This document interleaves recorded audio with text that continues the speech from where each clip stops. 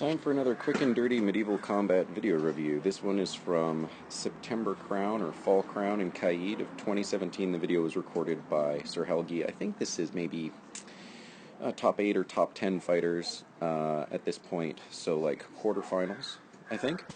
And it is Count Scaff versus then Count Athanaric, who later went on to carry the day. So let's jump right in and try to be a little quick about this. So this is SCA combat, and it is done with speed and power. You have to hit your opponent hard and clean with the edge of your weapon. From the knee down is an invulnerable target. Wrists are an invulnerable target towards the hand. And otherwise, you can kind of look up the SCA rules. So let's jump right in. These two guys know each other. They fight in a pretty similar style. You see they're both right-handed. They're both using center grip shields that are a little taller than they are wide. Now in this case, you see Athanaric throws a shot, an opener that ends up being a little bit low. So the only thing that I would call out here is there's a chance. Athanaric is very fast, and I think Skalla is seeing a potential head wrap threat, so a blow that would land up here. So he's hanging his sword over that direction to protect, so he's guarding the leg to the knee with his shield, and then he's guarding his head with the sword. There is a chance that what he could do is throw a shot right here. If he were to do a moulinet and crank down with the hand, he might be able to hit Athanaric in the shoulder or head. It's a potential opportunity. It's hard to tell what the angle looked like for him. From us, it looks like it's a clear shot, but he's also, again, probably more concerned about protecting his helmet up here because it's difficult to read, and, you know, Athanaric is throwing really fast. So we'll just let that roll and continue to talk about these fellows. So here they take a little break, take a pause because that was a low shot. And when they step back in, one of the things I'd like to take a look at is their footwork. To me, maybe because I'm from far away, it seems to me these guys have a pretty similar style. And I think there's a lot of really interesting gather steps and a bit of a forward lean when throwing opening onside shots. So, again, Athanaric with his back to us throws a 4-shot combo or a 3-shot combo followed by a follow-up, snap, offside, snap. And you see, although it's a little trickier to see him, you see Skalla attempt some similar shots. So here's where I think this is interesting. As they close into range, Athanaric, watch his feet. Right, so right here, you're going to see him, oh, maybe a little lower. You're going to see him do some interesting stuff with his footwork. So with that opening shot, it's a gather step forward, and watch he jumps a little bit almost. He's not leaving the ground. But as he takes that shot, I move back a little bit, moving forward again. As he takes that shot, watch he opens strong and high. Now his hand position has a sword at this angle. It's about as good against a rounded top shield as any other angle. Some folks try to get their hand more at that angle, which is a little bit more awkward. In this case, I think by keeping in a more natural angle, it allows him to do a quicker recovery, and he's a big guy throwing hard. Now, as he lands, watch his feet, as he lands forward, he's now chambered the sword across his body. He's going to pull the sword up for an offside shot now. So now he's going to swing at the other side. And you can see that they both sort of had the same idea. So their swords get fouled, they block each other. But because he's sort of leaning forward and he's got the power advantage, he's able to stay in a good position, whereas Skalla is sort of forced into an awkward position. You can't really tell here, but his spine is probably something like this. Right, so at this point he's kind of not able to throw a good blow, but he is a really good fighter, so watch what he does. You can't really tell at speed, it just looks like a flurry, but watch what he does right here. Shoom, look at that, just ducks by a hair. That's a really good move. I think that's really cool, and you miss it at speed. And then there's the follow-up, and Skalla's got his guard back up to protect. So let's go through that 4-hit combo again, and we'll do it in slow motion.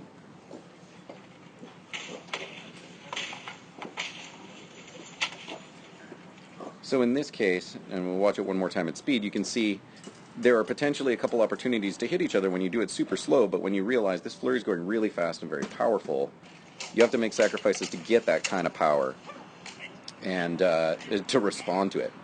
All right, so here's another pass, and again, watch their footwork here.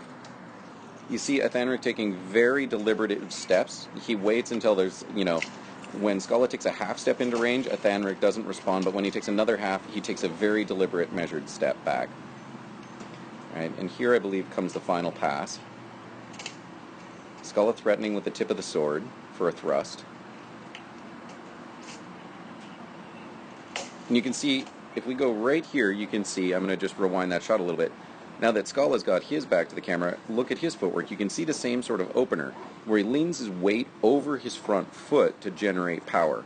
So a lot of guys that, generate that sort of power, instead of having their sword in front of their head, they have it sort of behind their head so that they can throw the shot over the shoulder line and get enough power. In this case, watch his feet as he throws this opening circular snapshot.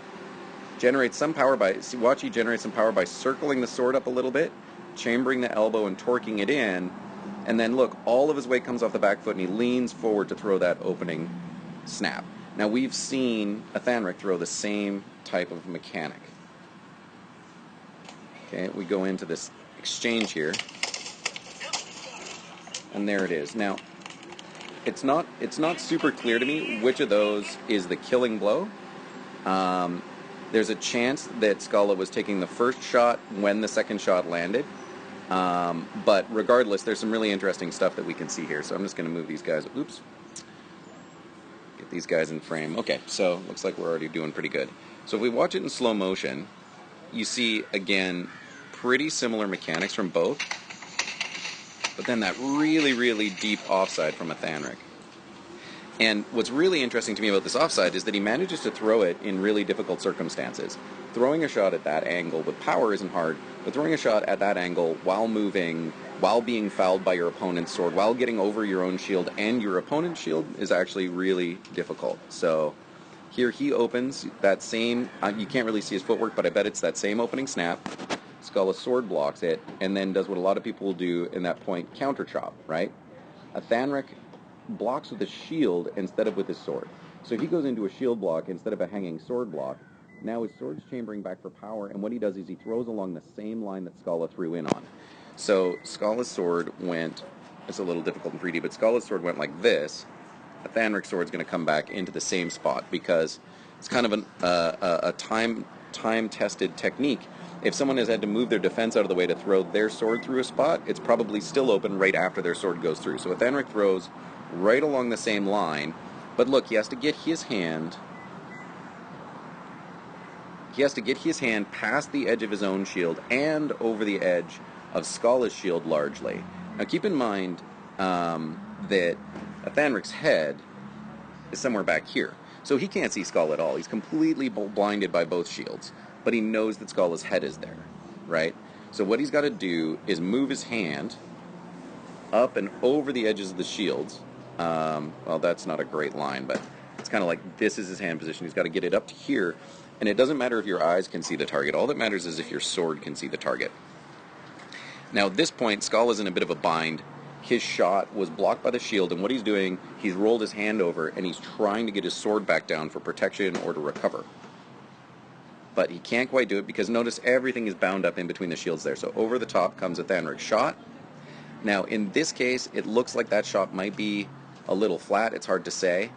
It's really difficult at speed because you can see how much information you lose between frames. But regardless of that, there's a follow-up shot here, and you can see at this point, it's not that Skalla's hit Athanaric there, it's that he's rolled the sword over and he's trying to get the sword up to block. And then here comes Athanaric's follow-up, and that is definitely on edge. So if I'm just going to go back and you see the two-shot combo, and there's not a lot of frames to work with here. So he goes there, and then Athanaric's hand comes back, and see how tall he is right there.